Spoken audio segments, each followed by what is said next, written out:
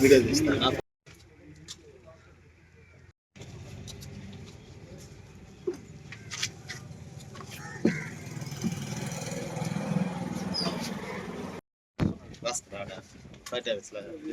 మోహన్ రెడ్డి గారి గురించి వృత్తి పుణ్యానికి సంబంధం లేని విషయాలు కొంతమంది కలిసి అతని మీద బుడద చల్లుతున్నారు.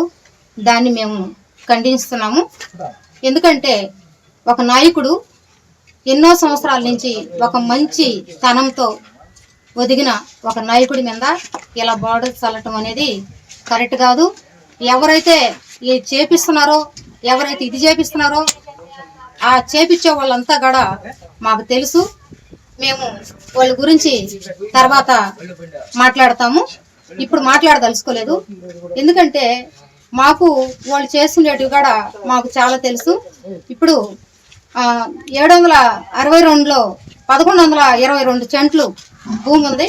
అది హై స్కూల్కి సంబంధించిన విషయము. దాంట్లో కూడా 4 ఎకరాలు ఎవరు పేరు పోయి ఉండదో వాళ్ళు కూడా మాకు తెలుసు. నేనైతే పేరు చెప్పదలుచుకోవట్లేదు. పేరు చెప్పాలంటే కొంచెం టైం పడుతుంది. కానీ మా నాయకుడి మీద బుడద చల్లారు కాబట్టి మేము కూడా దీన్ని ఖండించేదానికి మాత్రమే వచ్చాము. ఎవరు ఒప్పు తప్పులు మేము అందించేదానికైతే మేము రాలేదు.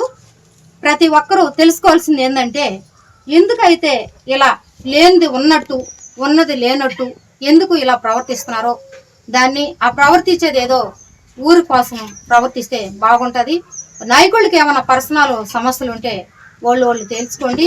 అంతేగాని ఒక మంచి వెతికే వ్యక్తి మీద ఎప్పుడు బలవంతుడు నేనే ఏళ్తానని ఏ రోజు అనుకోకూడదు. బలవంతుడు ఎప్పుడు బలంగానే ఉంటాడు అని చెప్పి ఆలోచించకూడదు.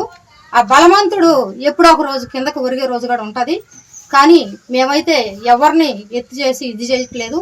ఇంకొకసారి మా నాయకుడి మీద ఇలాంటి ఆరోపణలు వస్తే మేమైతే ఒప్పుకునేదానికి సిద్ధంగా లేము.